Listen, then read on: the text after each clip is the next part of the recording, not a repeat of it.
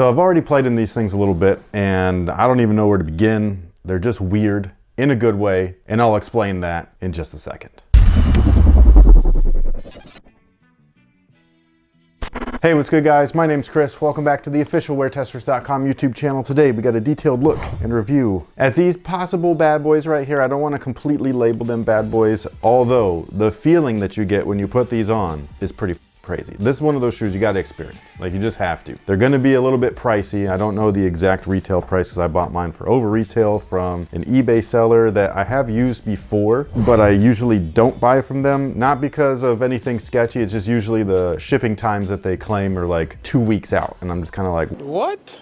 But I bought them anyways. They got here in like 3 days. So again, shout out to DHL, I guess. I don't know. But anyway, I did see them this morning available over at our friend's ID for Shoes. So it's a different colorway. It's not this one. They're kind of like a black colorway with paint splatter, which are pretty dope. But if you wanted this colorway, I'll also leave a link down below in the description box. You can check out both stores and they're both authentic, so you can feel safe and all that stuff. The only difference though is that these are not an EP, even though they were purchased from overseas. This is just a regular release, so it's not on a wider last. There's no XDR outsole, but the one from ID for Shoes will be. Did I already say the name of the shoe?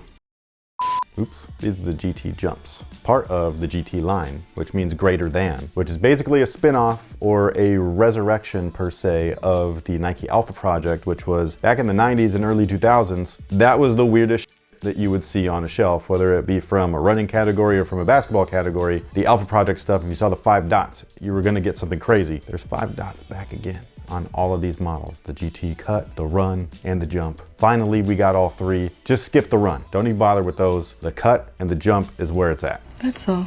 Now, before we get completely started in this video, we are going to talk about our sponsor, and that's the good folks over at Sense Apparel, which happens to be me. So sick. If you like this hoodie or anything that you've seen me wear in the past, like pretty much every video, right?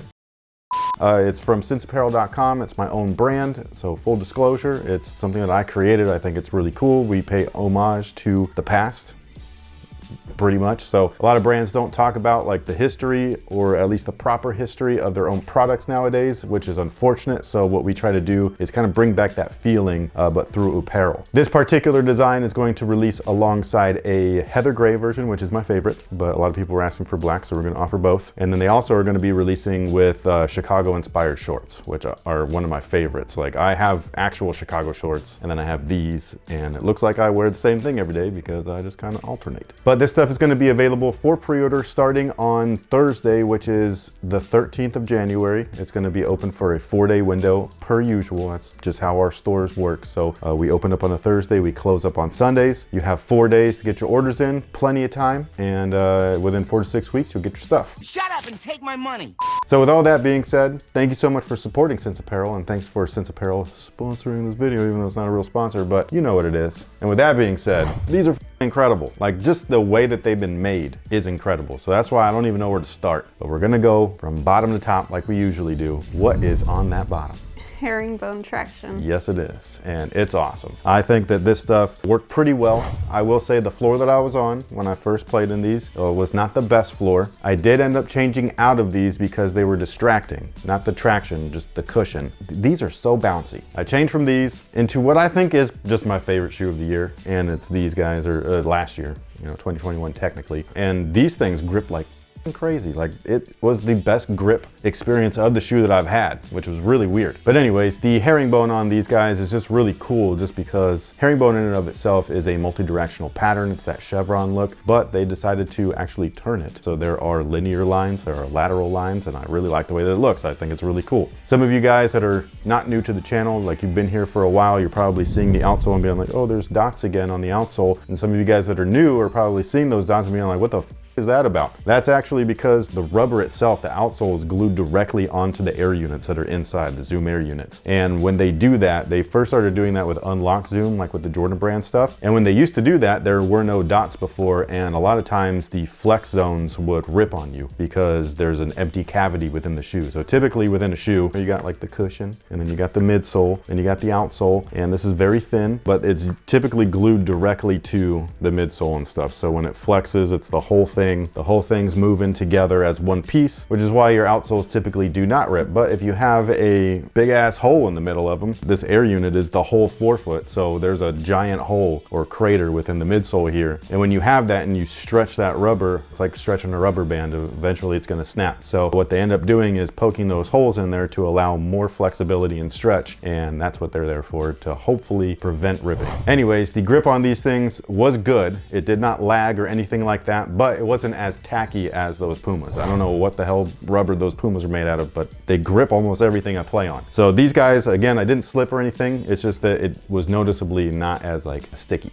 if you want to keep it simple. Now, the cushion is really where things just kind of go into a different realm of bounce. Like, I was talking to somebody, she's on the design team and everything, but she makes like some of the colorways. She doesn't design the actual shoe, but she's part of the whole project. And she was saying that these kind of are like what they wanted shocks to be back in the day. So I pulled out my old thing. Yeah, we made a video on these. When you just line them up, because at first I thought like, oh, these look kind of like, you know, like a hyper dunk or whatever and all that stuff. But when I put them up here, I was like, oh, really, they are. Like, this is like a reincarnated version of shocks. I really wish that they would have said boing in the promo stuff for these shoes. I think that that would have been awesome. Behind this little weird holographic thing that is see-through, and I love that.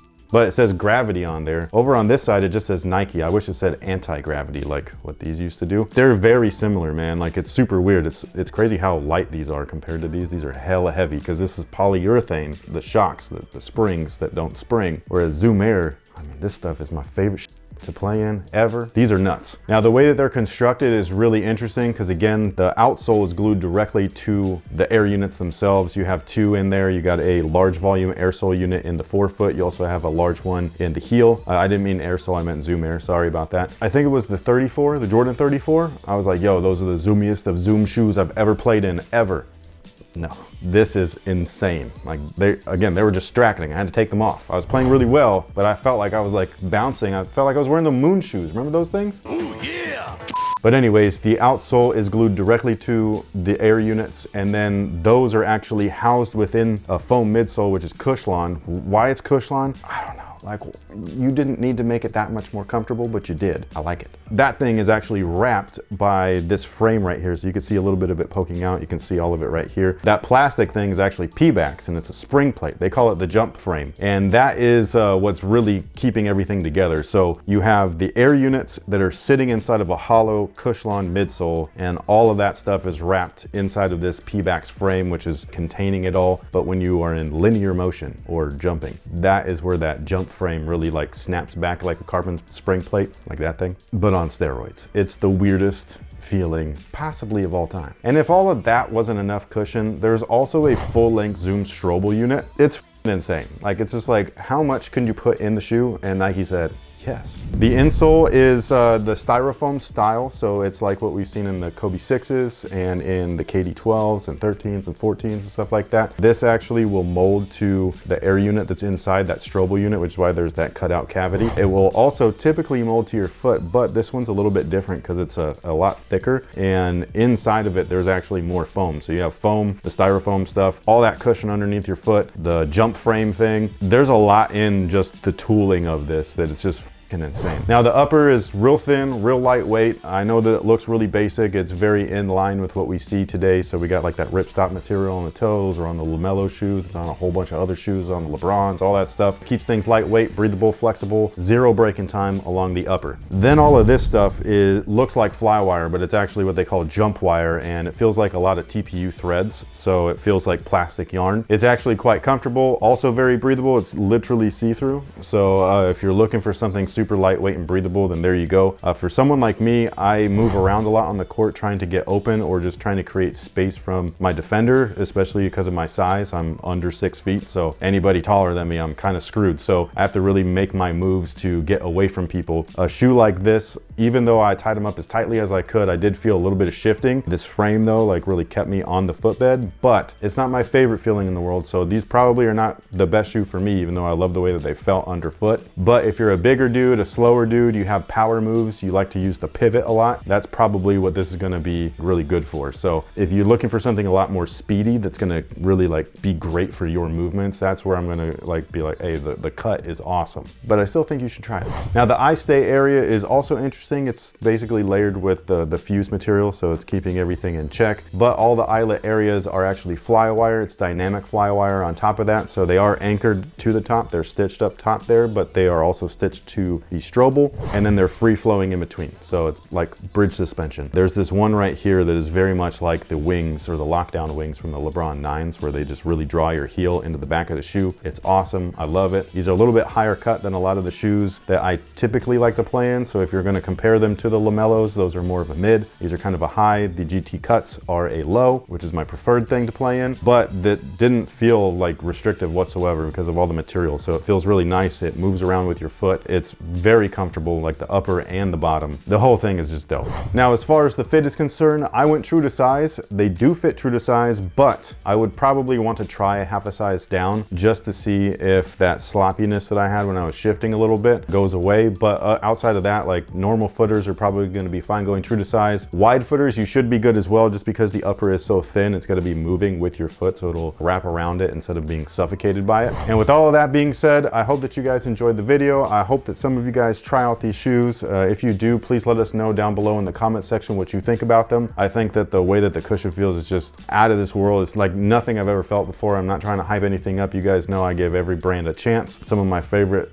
shoes right now are not Nikes, but when Nike does stuff like this is the type of that really just kind of like reinvigorates my passion for performance footwear, because there's nothing on the market that feels like this. There's literally nothing, not even the LeBrons. And LeBrons are stacked on top of air, but they're firm. This feels like the way that the LeBrons look, which is like you're gonna be on some air bubble springs. These are insane. I hope that you guys try them. I'm not saying everybody's gonna like them. I'm not saying I love them on court, because I don't. I love other shoes more, but they feel crazy, man. And I think that something like this, you should just check it out. But with all that being said, thank you so much for watching. Thanks for all the support. Again, if you were interested in checking out a pair, there's gonna be 2 links down below. So make sure that you order the right one. If you're a wide footer, go with the ID for Shoes one. That's gonna be the EP, the wider last, the XDR outsole. The other link, I believe these are from Korea. And those are the ones that are just a standard release. So it's not an EP or anything like that. And again, if you're interested in anything from Sense Apparel, go check out senseapparel.com. You can follow Sense Apparel on Instagram for all of the updates. Thank you so much again, and until next time, guys,